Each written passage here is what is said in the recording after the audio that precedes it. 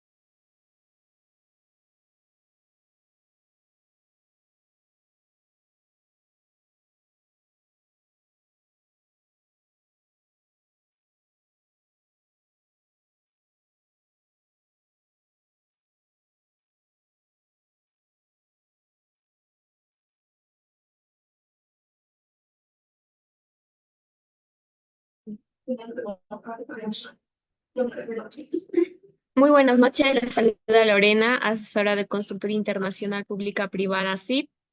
Agradezco la participación a cada uno de ustedes al curso de manejo de fauna silvestre, que estará a cargo del ingeniero Diego Silva desde Perú.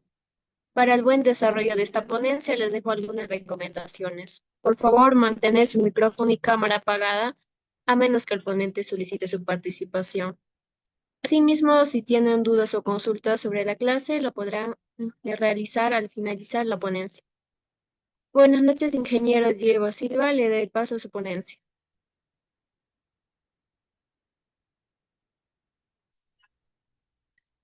Bien, muy buenas noches con todos y cada uno de ustedes. El que les saluda el ingeniero zootecnista Diego Fernando Silva Díaz, profesional egresado de la Universidad Nacional Agraria de la Selva en Tingo María, departamento de Huánuco, en Perú. Eh, bien,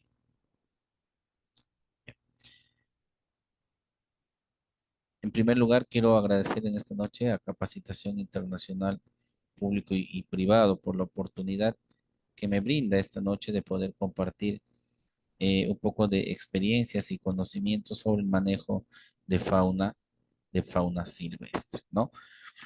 Cuando nos referimos a fauna silvestre, ¿no? Nos estamos refiriendo de aquellos animales, ¿no? Nos estamos refiriendo a aquellos animalitos, ¿no? Se refiere a las especies animales que viven y se desarrollan en un entorno natural, sin la influencia directa o significativa de la actividad humana. Entonces, cuando hablamos de fauna silvestre, estamos hablando de aquellos animales que todavía se encuentran dentro de su hábitat natural, aquellos animales que siguen todavía teniendo un comportamiento primitivo, aquellos animales que no han sido domesticados y que por ende eh, todavía no tienen la, digamos, propiedad de poder compartir con nosotros de una manera mucho más frecuente.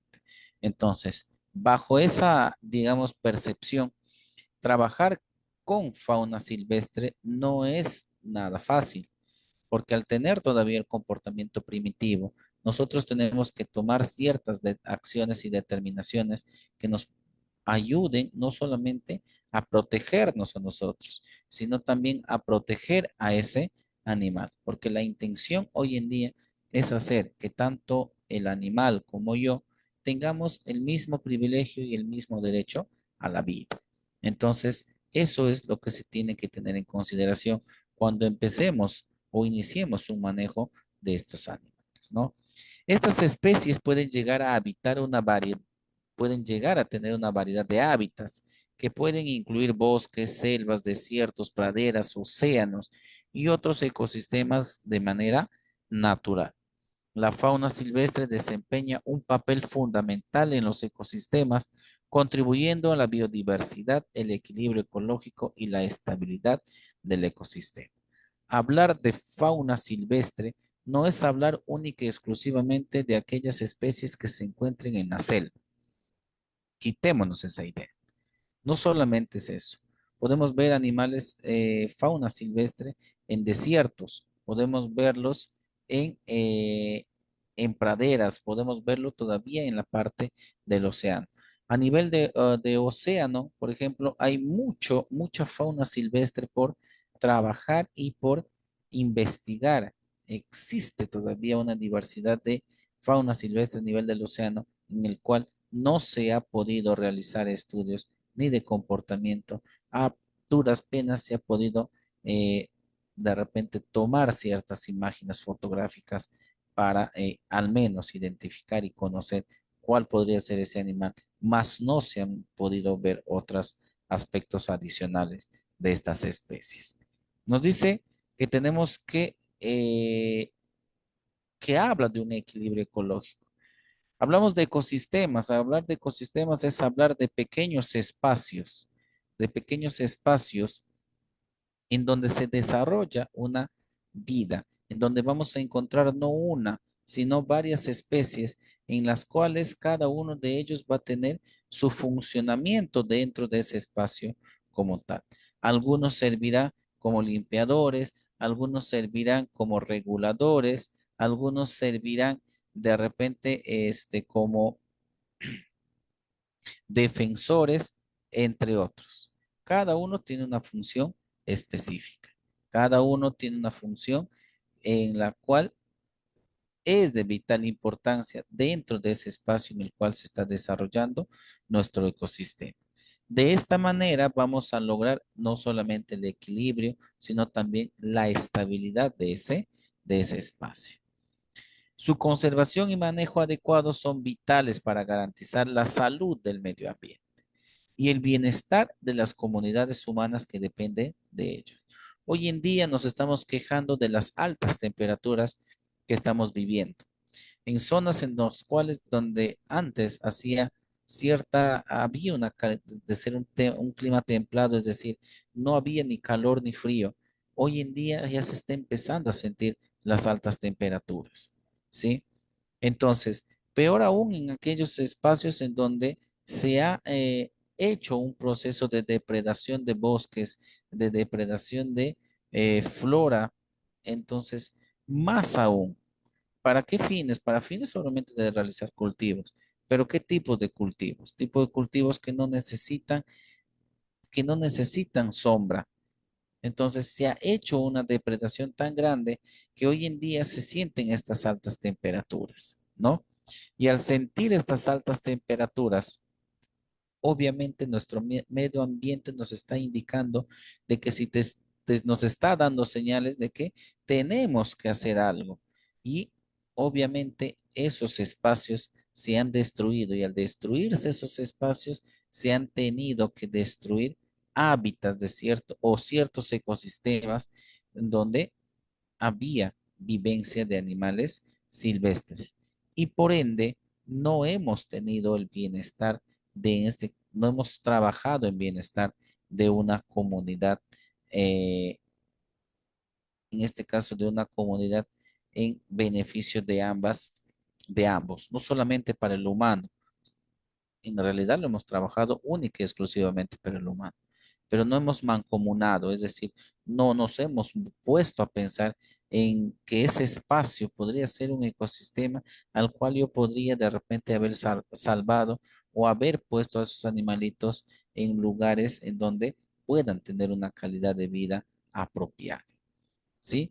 Entonces, hoy en día hablar de manejo, ya estamos hablando de aquellas especies que se encuentren ya en proceso de cautiverio.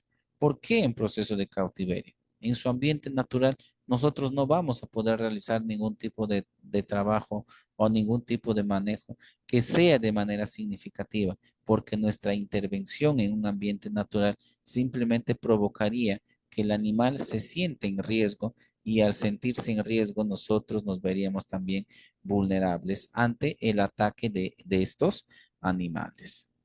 Entonces, bajo un ambiente natural, estos animales ante nuestra presencia van a sentir que están bajo riesgo y obviamente, por ejemplo, en el caso de este venado, va a utilizar lo que tiene en la cabeza con la finalidad de lastimarnos porque nos va a considerar de riesgo, porque va a considerar en su manera de pensar en que nosotros estamos queriendo lastimar. ¿Por qué? Porque en su momento lo hicimos. En su momento no respetamos su hábitat. En su momento no respetamos su ecosistema. No respetamos el lugar donde vivía. Simplemente no nos interesó y lo que hicimos es agarrar ese espacio para nuestro beneficio personal. Entonces, al ver nuestra presencia, se va a ver vulnerable. Entonces, cuando hablemos de manejo, haciendo hablamos de manejo porque lo vamos a hacer ya con estas especies, pero en cautiverio. Lo mismo con estos señores, ¿no? Los primates. Los primates lo que van a ver, sí los vamos a ver cerca, los vamos a ver, pero de igual manera no nos van a tener la confianza, no nos van a tener y nos van a ver así de lejitos e incluso nos pueden llegar a agredir. La agresión de estos animalitos muchas veces, si bien es cierto, no suele ser riesgoso desde el punto de vista, pero en algunos momentos ellos pueden ser portadores de ciertas enfermedades que al momento de agredirnos nos podrían transmitir. Dentro de esas enfermedades podemos ver el tema de rabia, por ejemplo, ¿no? Entonces tenemos que tener bastante cuidado. ¿Por qué es importante realizar un manejo en tema de fauna silvestre?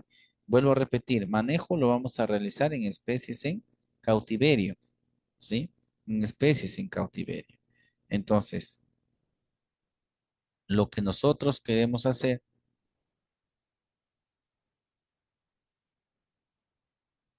Lo que nosotros queremos hacer,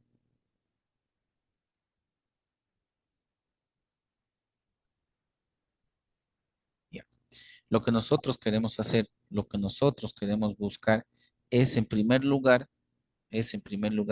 con el manejo, es conservar la biodiversidad, conservar a estas especies, más aquellas especies que se encuentren en peligro de extinción. Nosotros lo que queremos buscar es de que la biodiversidad de la fauna silvestre se mantenga durante el tiempo, ¿sí? Eso es lo que nosotros buscamos. Ya no tenemos más especies silvestres, ya no las tenemos. Estamos en algunos casos, en algunas especies en peligro de extinción. Entonces, lo que nosotros vamos a buscar, si trabajamos de repente dentro de su ambiente natural, es trabajar en la parte reproductiva. Hacer algún tipo de manejo. ¿Para qué? Para que estos animalitos en su hábitat natural puedan reproducirse de una manera más rápida y hacer una repoblación de esos espacios y evitar de que esa especie se pierda. A nivel de cautiverio, de igual manera, pero obviamente vamos a hacer que el animal se adapte al cautiverio para empezar sus procesos de reproducción y de esta manera poder tener crías y que esas crías vayan o entren en un programa de repoblamiento de ecosistemas en los cuales ya no existe o hay poca presencia de esos animales. Preservación de ecosistemas equilibrados, lo que les decía. Trabajamos para una cosa y en realidad estamos trabajando no solo para una finalidad, la conservación, sino que también buscamos que ese espacio nuevamente se mantenga tal cual estuvo en un inicio, con la flora y fauna que pertenece a eso. Podemos seguir teniendo la flora, es decir, la alimentación, los árboles, los arbustos, lo que sea, pero también nos falta para estar equilibrados a nuestros animalitos. Y obviamente lo que vamos a hacer es con la conservación de la biodiversidad, con la conservación de las especies, empezarle a dar ese equilibrio a nuestros ecosistemas para de esta manera hacer que ese ecosistema vuelva a ser el de antes, empiece a funcionar como tal, empiece a hacer que ese microclima que en algún momento tenía sea transmisible hacia nosotros. Nosotros decimos, ¿qué nos interesa? ¿Está lejos? Sí, no, está lejos, no. Está cerca ese microclima, te puede transmitir. Vas a tener vientos, corrientes de vientos fríos que van a hacer de que eliminen al aire que está caliente, lo eliminen, lo expulsen hasta las zonas, hacia las zonas, de arriba y que se empiece a generar un proceso de condensación. Vas a tener mayor presencia de lluvias, vas a empezar a controlar tu espacio. Al tener lluvias, vas a bajar las temperaturas. Puedes llegar a controlar y empezar a tener temperaturas las cuales puedan ser aceptables a nosotros. Entonces, no es de que simplemente, no lo hago. No. Y en cautiverio lo que buscamos obviamente es hacer de que estos animales se sientan como si estuviesen en su casa. ¿Y cómo lo vamos a hacer? Tratando en lo posible de imitar ese ecosistema. Puede servir también para procesos de recreación y temas turísticos sostenibles. Los zoológicos, las áreas protegidas pueden servir para temas de recreación. Llevar a un grupo de estudiantes y hacer ver de hacer de que sea un proceso de concientización, que ellos vean cómo viven estos animales y cómo es ese espacio, cómo se siente ese espacio y en qué tanto nos puede afectar a nosotros, de manera positiva o de manera negativa. Entonces, concientizamos al estudiante, hacemos de que esos empiecen a cambiar el mundo, empiecen a evitar los problemas de contaminación. Y por otro lado, podemos hacer turismo. Imagínate ir en Perú, un Parque Las Leyendas. Sí, es muy bonito, pero ¿qué sucede? No está tan adaptada a la realidad de cada uno de esos animales. Pero ¿qué tal si me voy a un centro de rescate? ¿No? Me voy a un centro de rescate, los animalitos tienen un área definida, los animalitos, digamos que tienen un cerco perimétrico que les permita andar, pero al mismo tiempo proteger a los turistas. ¿Se puede hacer eso? Sí. ¿Hay lugares? Por supuesto que sí los hay, ¿no? Y finalmente realizar procesos de investigación. El comportamiento de las especies, el tema genético de las especies de fauna silvestre todavía no se ha podido determinar. En algunos casos ni siquiera se ha determinado el número de cromosomas que pueden tener. Entonces, son materia de investigación para fines que más adelante nos puedan servir para corregir de repente ciertos aspectos genéticos o de repente determinar o quitar ciertos factores que puedan ser, por ejemplo, la transmisión de enfermedades. Entonces, cuando ya hablamos de manejo, cuando ya hablamos de manejo,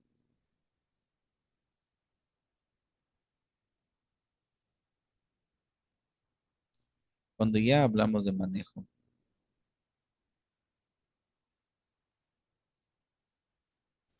cuando ya hablamos de manejo, estamos hablando de que tenemos que tener no solamente la equipación, sino también la, la protección. Tenemos que tener guantes, utilizar botas, el equipo que nos permita sostener, eh, asegurar para evitar problemas. Acuérdense que este animalito puede llegar a ser muy dócil, pero por más pequeño que sea, tiene una fuerza mandibular muy grande que tranquilamente nos puede desgarrar cualquier parte de nuestro cuerpo.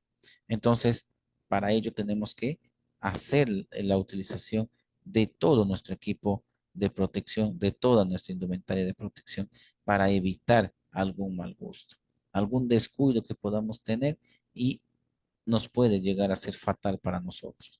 Entonces, eso es fundamental, ¿no?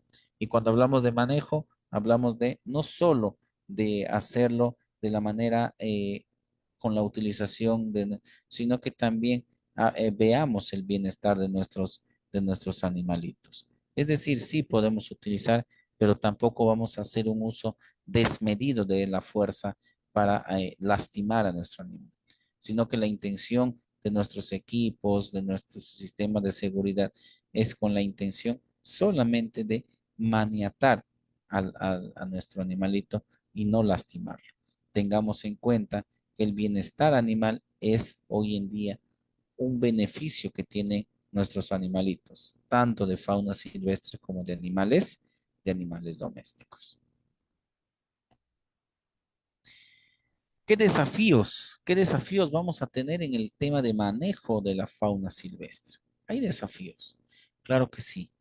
Dentro de los que vamos a tener es de que es probable de que al hacer un proceso de manejo hoy en día, como se están dando las condiciones, el animal nos ve a nosotros como un depredador y al vernos, al ver nuestra presencia en su hábitat natural, podemos hacer de que ese hábitat natural se pierda.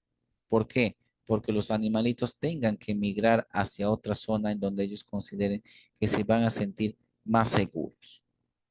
¿Sí? Entonces, ¿podemos perder eso? Sí. ¿Cómo podemos asegurar de que nosotros no perdamos eso? Podemos asegurarlo, obviamente dándole la confianza al animal. Es un proceso. Puede llegar a ser largo, por supuesto que sí. Cambiarle un poco la mentalidad a estos animalitos va a ser muy complicado. Donde también podemos llegar a perder el hábitat natural cuando empezamos a hacer la depredación de esos espacios con fines de extraer algo que nos beneficie a nosotros los humanos. Ese animal va a migrar, pero en algún momento de esa migración, porque ellos normalmente migran en grupos, no, migran en grupos, uno de ellos se va a quedar. Entonces, ese animalito yo tengo que rescatarlo, tengo que llevarlo hacia un lugar en donde va a estar, ya sea de manera temporal o a estar de manera permanente, ¿no?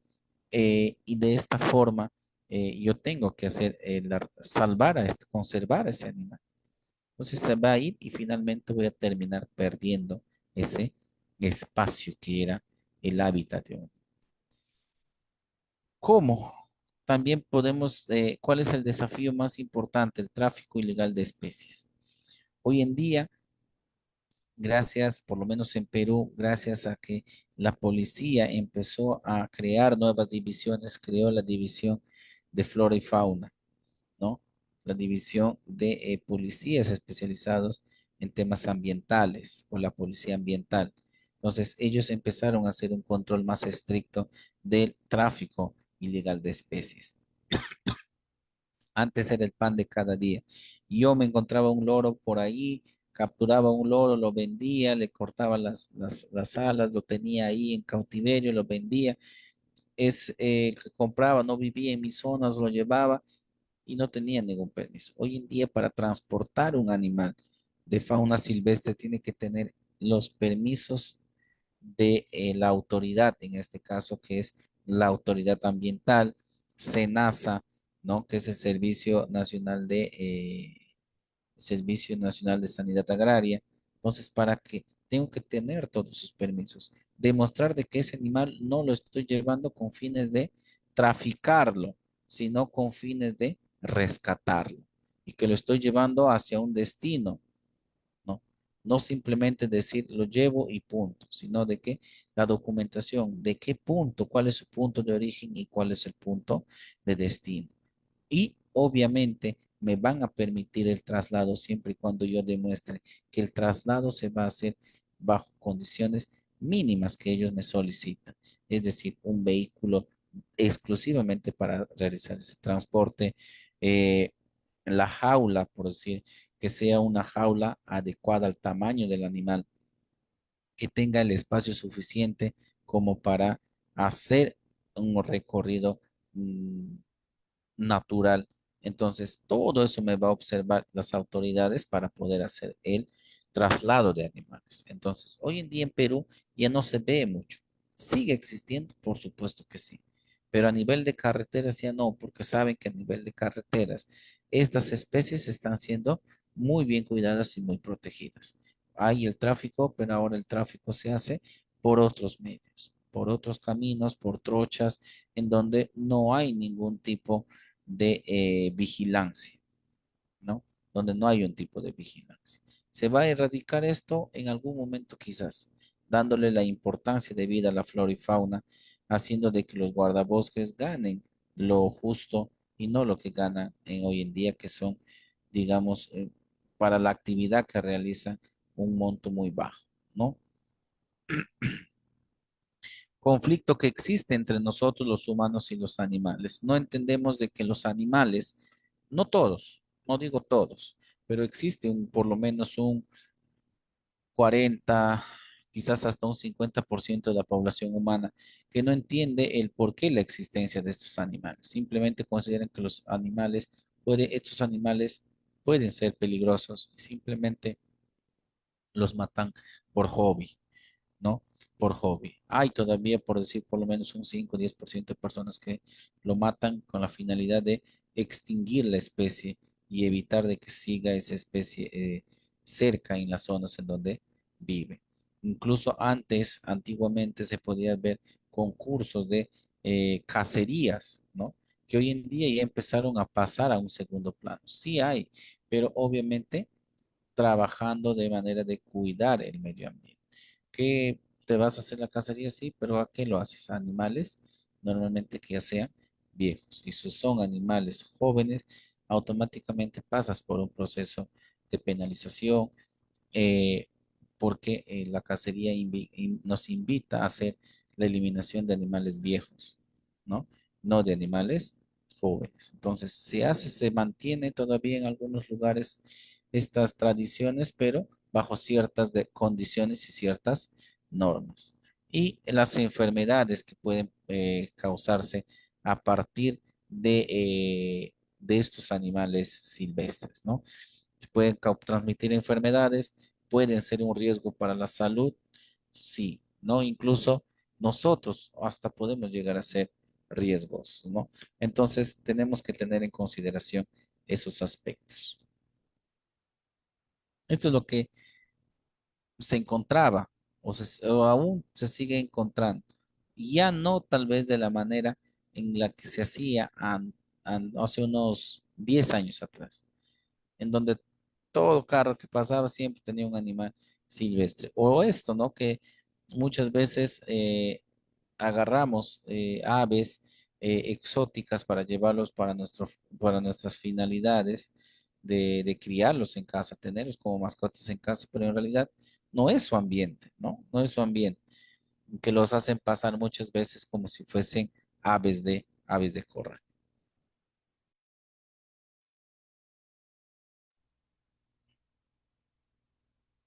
Queriendo sorprender, obviamente, en este caso, a las autoridades, ¿no? Queriendo sorprender a las autoridades. Entonces, imagínense, estos pobres animalitos están ahí, como lo pueden ver, están en proceso de muda.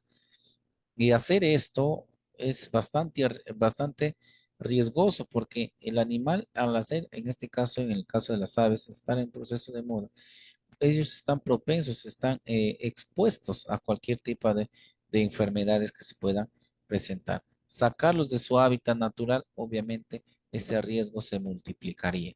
Estos animales sí podrían tranquilamente ni llegarían a su lugar de destino. Entonces, eso es lo que no tenemos en consideración. Esta foto es de hace 6 años aproximadamente, ¿no? Qué estrategias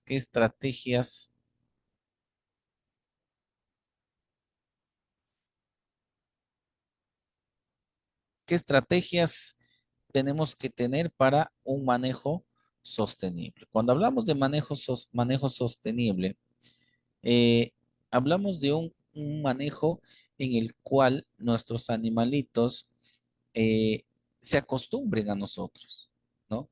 Estos animales en condiciones naturales, en su hábitat natural, se pueden acondicionar a nosotros, sí, cuando nos ven de manera permanente y ven que nosotros no somos un riesgo.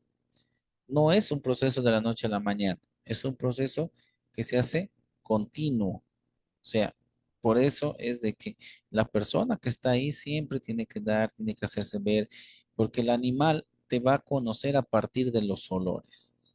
Si tu olor ya es característico, ese animal va a saber de que tú estás ahí, pero no lo vas a lastimar.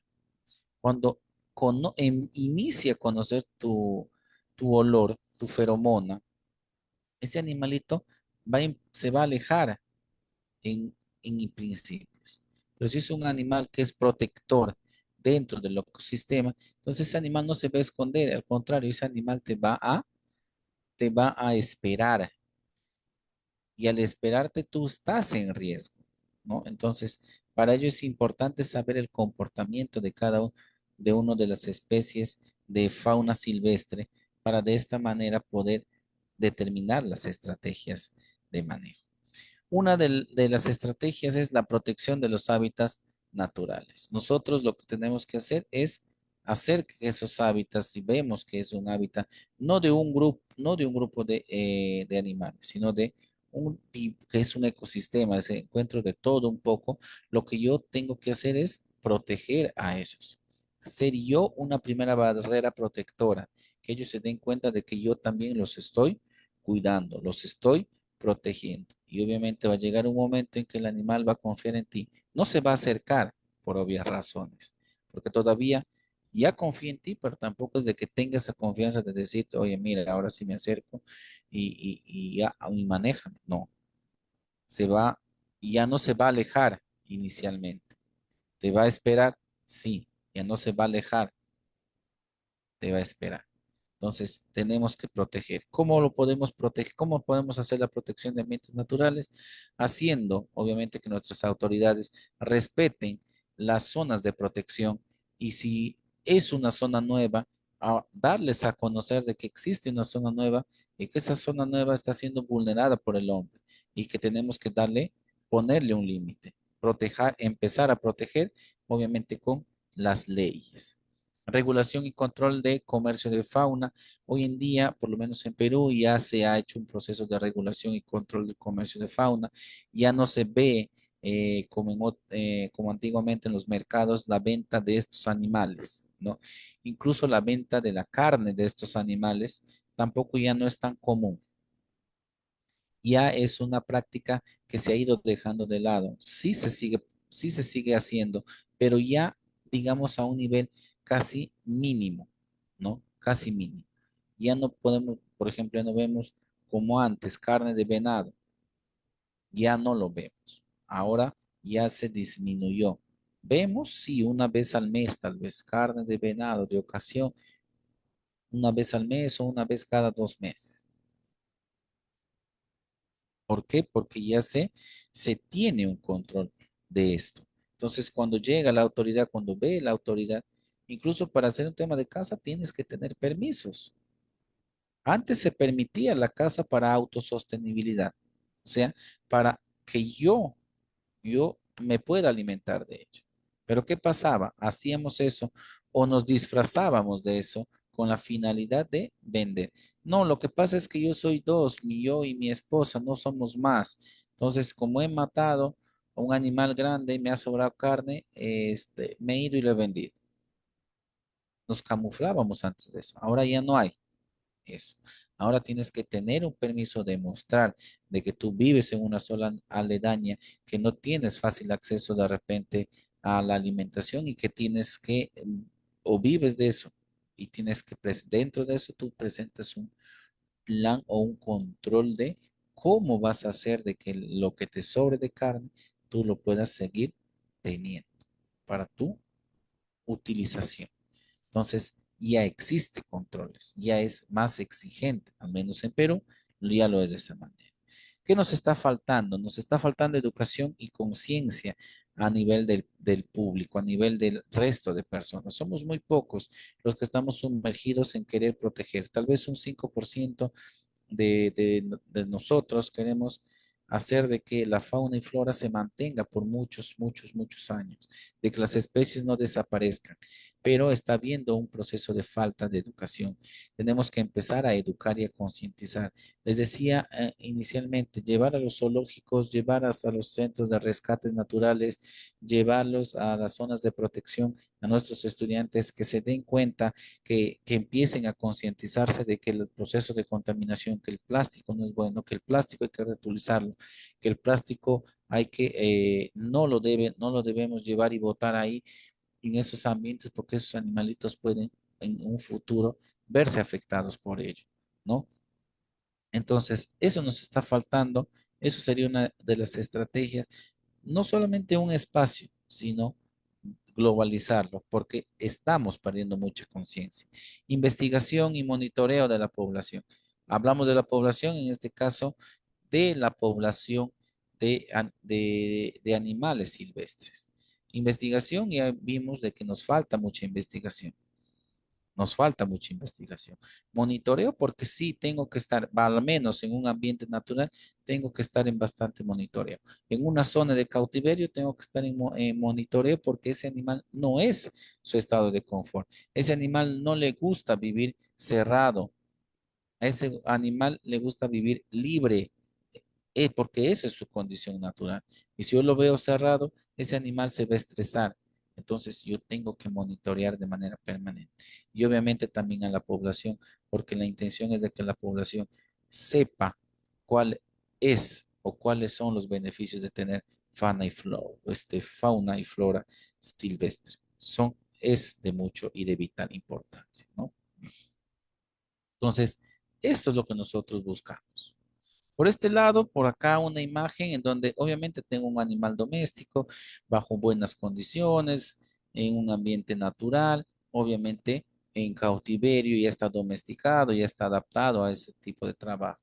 Por este otro lado, animales ya que que todavía son parte de la fauna y flora silvestre. La ideal es de que estos animales se mantengan así, que un zoológico tenga estas características. ¿Dónde podemos ver esto? En Tanzania.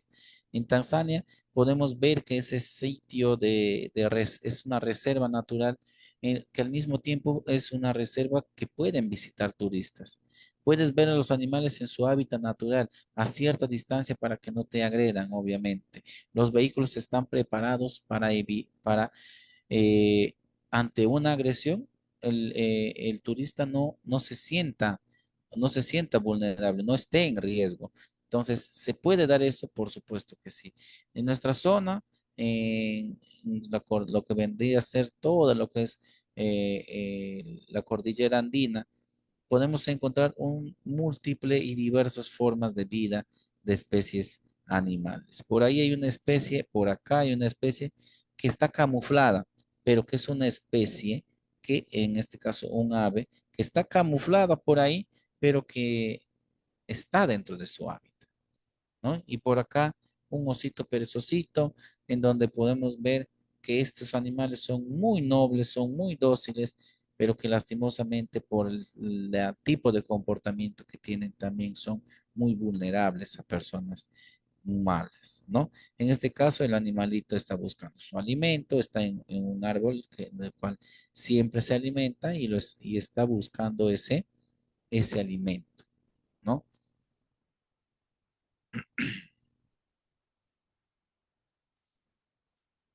Cuando hablamos de ética y el manejo de flora y fauna, nosotros tenemos que tener en cuenta lo siguiente, el respeto a la vida y el bienestar del animal.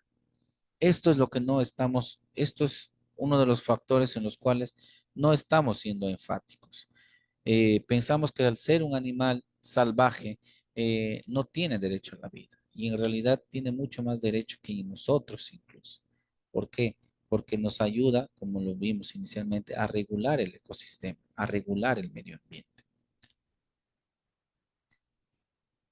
Tenemos que empezar a priorizar métodos no invasivos, es decir, que tenemos que empezar a hacer de que el animal se comporte como si fuese un animal doméstico, dentro de su hábitat natural, como si ya estuviese domesticado. ¿A qué me refiero? Yo tengo un perro, un gato en casa. Sí, ese perro y gato me hace caso, sabe dónde hacer sus necesidades, sabe en dónde no debe entrar, etcétera, etcétera. O al igual que un ganado en producción, un ganado vacuno, sabe dónde se va a alimentar, qué es lo que va a comer, sabe dónde le voy a sacar la leche, etcétera, etcétera. La idea es hacer eso, llegar a ese nivel, pero con nuestros animales silvestres. Obviamente, manteniendo la distancia prudencial y siempre trabajando desde el punto de vista de prevención de riesgos que se puedan presentar por el manejo que se haga con estos animales. En condiciones de cautiverio, obviamente ya hay un manejo.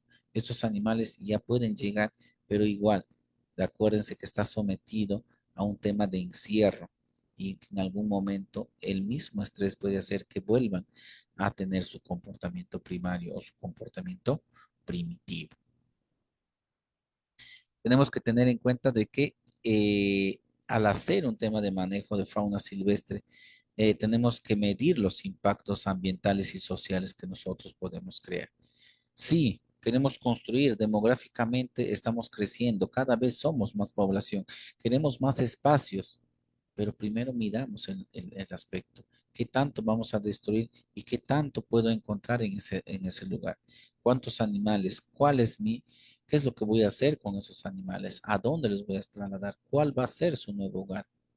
O de repente incluye que esa zona tenga un bosque de protección en los cuales esos animales van a estar y obviamente yo los voy a tener que hacer un manejo para evitar de que haya un contacto peligroso con nosotros, ¿sí? Tenemos que tener mayor participación de las comunidades, no solamente de las comunidades indígenas, sino también de las comunidades en las cuales están muy cercanas a sitios o hábitats en donde están estos animales, ¿sí? Eso es lo que tenemos que tener en consideración, ¿ya? Entonces, este animal está en su hábitat y yo tengo que respetar ello.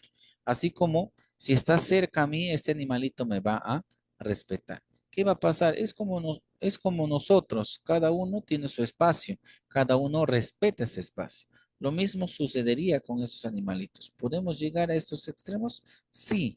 Las comunidades indígenas, las comunidades nativas llegan a ese nivel, porque ellos viven en el medio de y simplemente el animal llega y sabe que no puede llegar más allá porque es un área que está prohibida. ¿Nosotros también lo podríamos hacer? Por supuesto que sí. Ejemplos exitosos de manejo de fauna silvestre. La reintroducción de especies en peligro de extinción. Ya se hizo esto. ¿Dónde se hizo? En China con los oso panda. Se hizo una infraestructura que se asemejó a las condiciones o al hábitat natural del oso panda. Ya se hizo, sí, en China se hizo que estos animales bajo cautiverio, replicando su espacio, replicando su lugar, su hábitat natural, se hizo de que estos animalitos, eh, se hizo de que estos animalitos se reproduzcan y hoy en día ya no estén en peligro de extinción.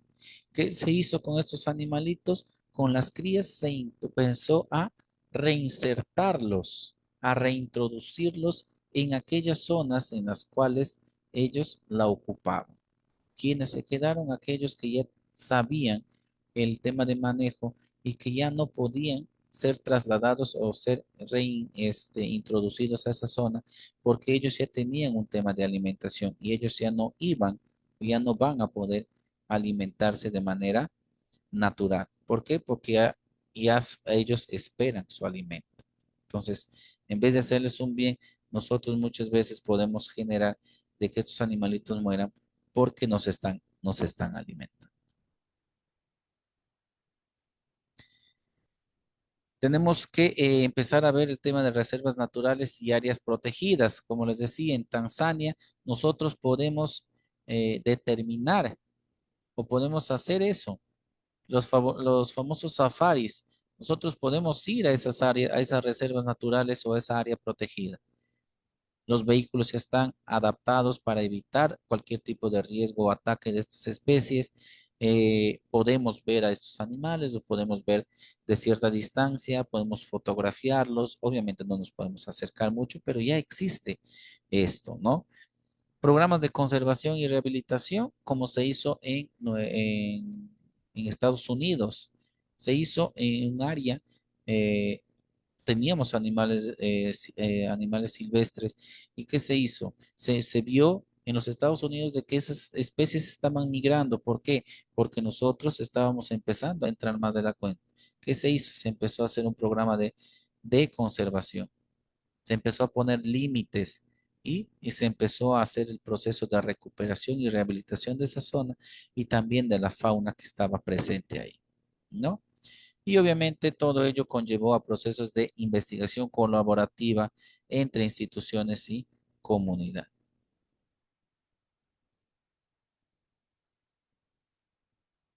¿Ya? Muy bien. ¿Qué más? O sea, la idea es esta, ¿no? Que estos animalitos vuelvan a su hábitat natural, que retornen a su hábitat natural. Y ello lo vamos a conseguir haciendo un trabajo sostenible.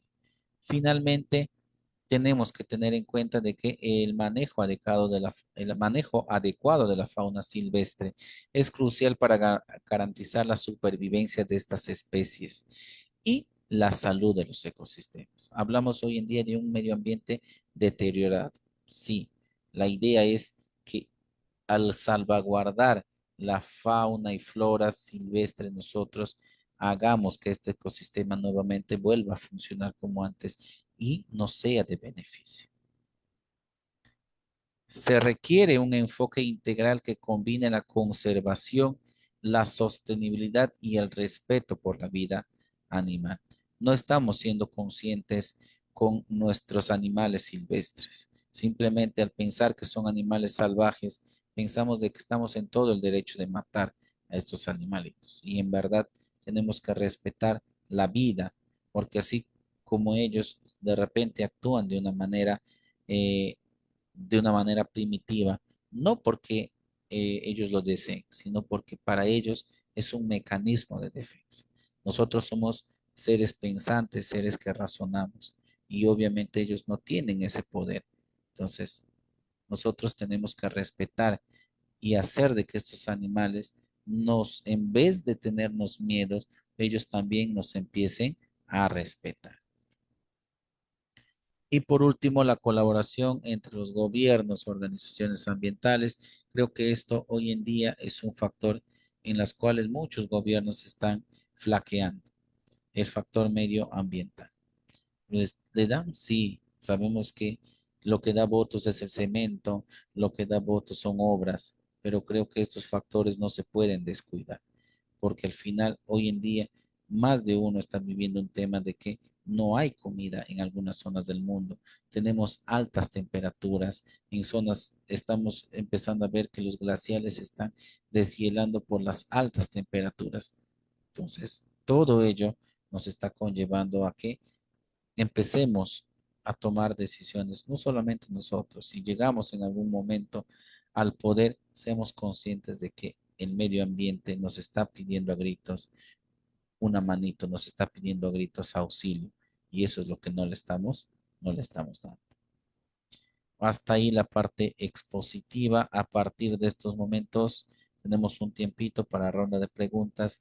Les voy a dar 2 minutos. En caso luego de esos 2 minutos no haya preguntas, simplemente iríamos concluyendo esta noche de capacitación en donde hemos visto lo que vendría a ser el manejo de la flora y fauna silvestre.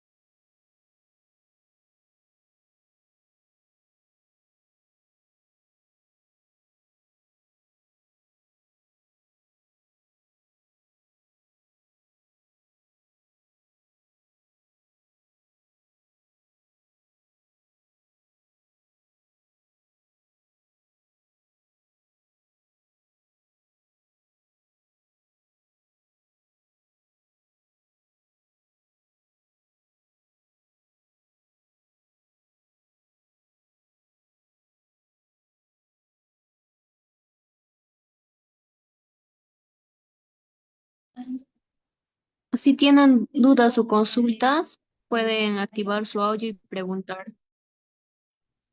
Sí, justo acá hay una pregunta. ¿Cuál es el trámite para poder hacer la comercialización y aprovechar la fauna silvestre? A ver,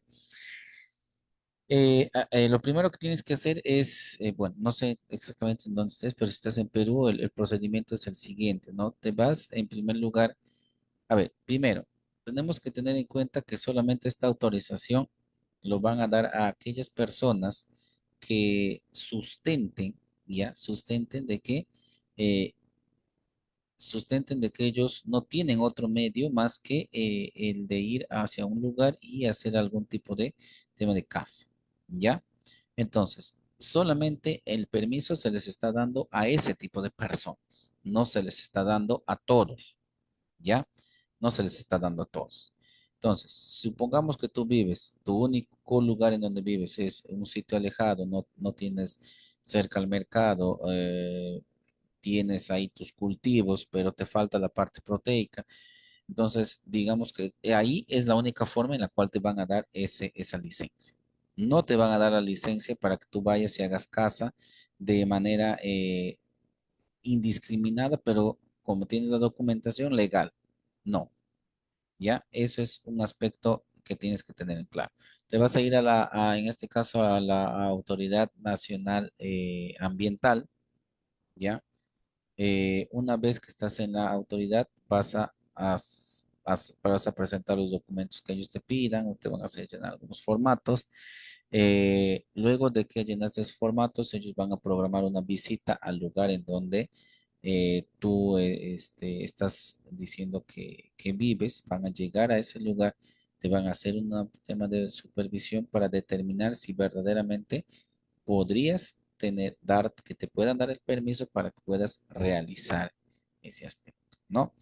Una vez que te dieron el sí, lo que va a proceder es de que ellos te van a decir de que inicies, en este caso, tú que te acerques a SENASA porque también tienes que tener una autorización para lo que vendría a ser todo lo referente a la manipulación de los alimentos, a manipulación y conservación. De igual manera, tú vas a presentar, te van a pedir formatos, te van a decir, obviamente te van a hacer preguntas y todo lo demás. De igual manera, SENASA se va a personal y una vez que tú tengas esos dos, ¿no? Tengas esos dos documentos, nuevamente te vas a la Autoridad Nacional Ambiental y ellos ya te dirán si te ceden o te dan el permiso de que puedas hacer casa para autosostener, ¿ya? Entonces, ese es el procedimiento. El área que, en este caso, quien te va a dar la autorización es la Autoridad Nacional Ambiental, ¿sí? Entonces, ese es el procedimiento. Entonces, el procedimiento no es fácil porque acuérdate que estás hablando de fauna silvestre y lo que buscan es obviamente de que no mientas, porque hay muchos casos que se da que han mentido y al final vendían carne y no era para autosostenibilidad. Simplemente se iba, le alquilaban la casita a alguien y hacían todo el procedimiento y les daban. Entonces, ese es, a hoy en día ya incluso ahora tiene un proceso de monitorización. Es decir, te vas, llega y dices, he matado un venado, porque tienes que ir reportando lo que has ido matando. Si no tienes la facilidad de ir, te dan un formatito que tú supuestamente tú vas a ir llenando. Dice qué fecha has matado, qué animal, qué especie has matado y obviamente más o menos el peso aproximado que podría tener, ¿no? Y por cuánto tiempo te va a durar. Entonces, ese es el procedimiento que se sigue en el tema de caza, ¿no? Para el tema de comercialización, no te la van a dar. O sea, como me estás planteando para comercialización o aprovechamiento, no te lo van a dar, ¿sí? No, no dan con esa finalidad. Ahorita no lo están dando para eso. Antes sí lo daban. Tenías que, con eso podías llegar al mercado, meter tu carne a la cámara frigorífica y poder vender tu producto. Ahora ya no. Ahora ya no lo dan. Ahora solamente para temas de autosostenibilidad. Buen día, soy Carol Rosas de Perú. Ujú, Mi consulta era con referente justo a la pregunta que acaba de hacer Inés Saldaña. ¿Por qué? Porque yo tengo entendido que hoy en día también los zoocriaderos, ¿no? ujú. Que se le podría decir en manera coloquial como una pequeña granja, pero de animales silvestres, ¿no? Dándole la factibilidad de reproducción, pero para un fin, ¿no? Que podría ser la comercialización. ¿Usted sabe al tanto de ello?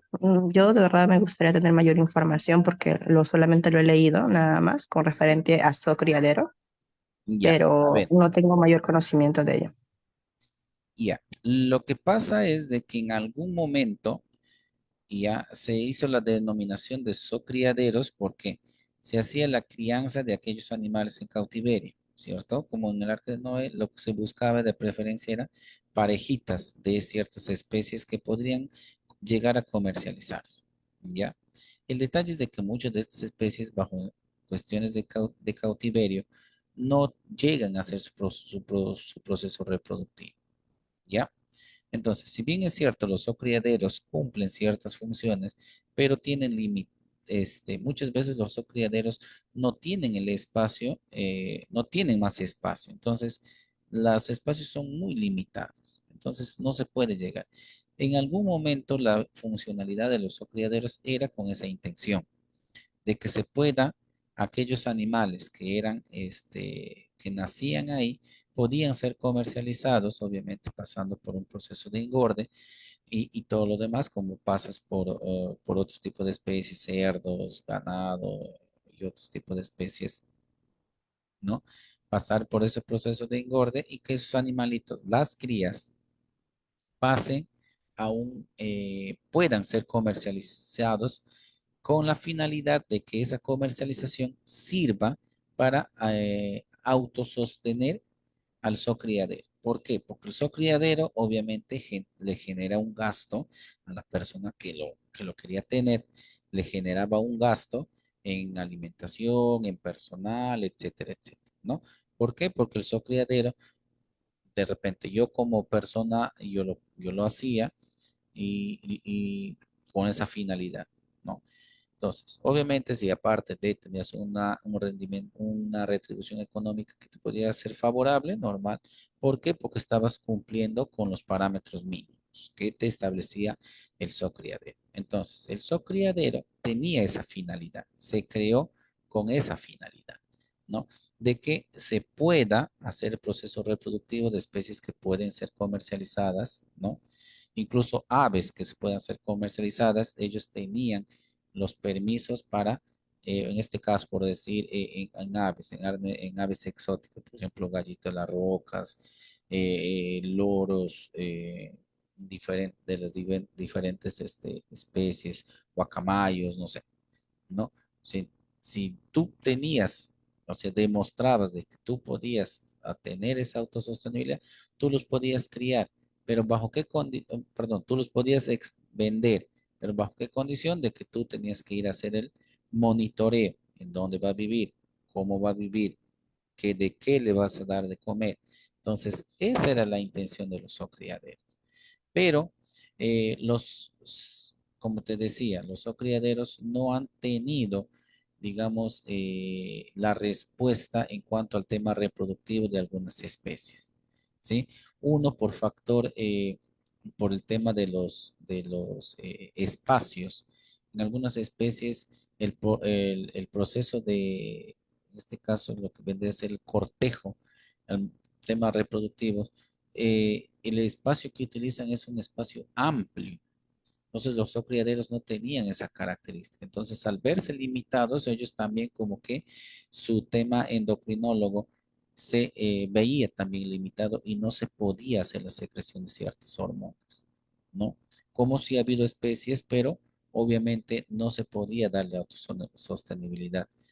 Los criaderos en tal caso no se podían autosostener porque la idea era de que lo que se producía ahí, por eso el nombre, ¿no? Se producía ahí, se podía vender para, obviamente, poder solventar los gastos del criadero. Muchos criaderos tuvieron que cerrar por factores de que no se veía un tema de autosostenibilidad. Ese ha sido el detalle con el tema de los criaderos. Entiendo. No sé si está bien que yo le consulte esto porque sinceramente yo trabajo para la Autoridad Regional Ambiental, el Ujú, ARA, Tocache, en la sede de Tocache, Departamento San Martín, acá en Perú. Una de las problemáticas más grandes que tenemos en esta, por así decir, en esta provincia ujú. es lo siguiente, ¿no? Sabemos que acá la parte de la selva, pues los peruanos nos, por así decir, es parte de costumbres, quizás comer animales, ¿no? Silvestres, en este caso los mamíferos más que todo, ticuro, majás, el añuje, el armadillo también, ¿no? Y por ello es que le preguntaba esto, porque una de las problemáticas más grandes es la ilegalidad, ¿no? No sabemos que cazan ilegalmente, que lo venden ilegalmente, y en este caso, pues nosotros, así como procedemos a decomisar, en este caso, el subproducto de fauna silvestre, también queríamos ver la manera de cómo podemos dar alternativas, ¿no? A este tipo de personas, porque no son muchas, pero sí son algunas que se dedican a este tipo de comercio, pero por el momento se puede decir ilegal. Sí, conozco Tocache, yo también soy de San Martín, yo radico en Tarapoto, conozco Tocache, he tenido la oportunidad de visitar, he estudiado en Tingo María, está cerca de Tocache, muchas veces he tenido que pasar por ahí, e incluso he trabajado en algunos momentos por ahí. Efectivamente, no solamente es el problema a nivel de Tocache, el problema es a nivel nacional en realidad, ¿no? Yo sé que la Autoridad Nacional Ambiental tiene tiene muchas propuestas, ¿no? Tiene muchas propuestas en cuanto al tema de protección de fauna silvestre. Lamentablemente, las ideas muchas veces se quedan o se duermen en los escritorios que están más arriba de lo que ellos presentan a autoridades, a los congresistas, se acercan y muchas veces los congresistas no tienen la decisión o no simplemente ven que ese aspecto no les va a dejar ganar adeptos porque es un tema que en realidad para muchos peruanos es irrelevante. ¿no? Es un tema de conciencia en este caso. Efectivamente, el tema de la ilegalidad se sigue dando, pero ya no en la escala que antes se daba, ¿no? Porque antes tú te ibas a un mercado y era de todos los días ver lo que dices, carne de majás, carne de bicuro, carne de venado, carne de esto, carne del otro, de especies silvestres, ¿no? Hoy en día ya no se ve tanto, ¿no? Si lo ves de manera eventual en un mercado, ya no tan constante como ahora. Ya no casi se ve.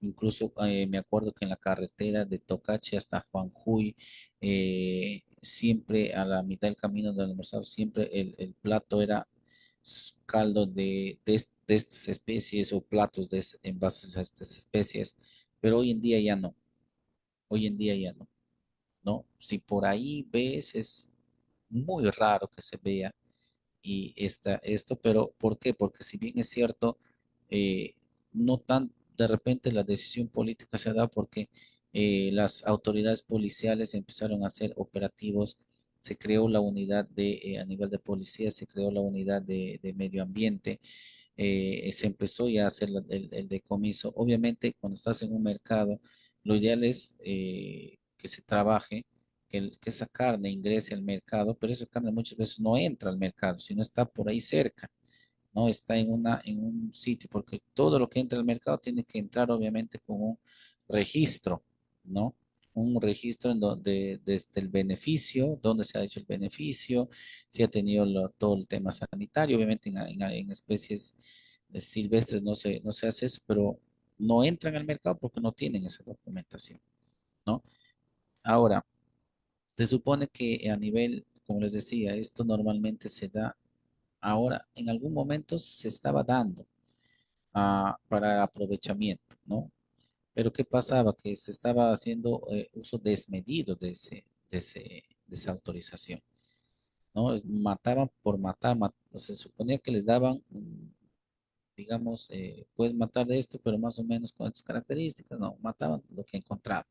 ¿Por qué? Porque tenían la autorización y con la autorización ellos ya decían, entonces se cortó, no se dio por un tiempo, ahora hasta donde tengo conocimiento se le da solamente a aquellas personas que sustenten, que hacen ese tema de matar esos animales para autosostenerse, más no para fines comerciales, ¿no?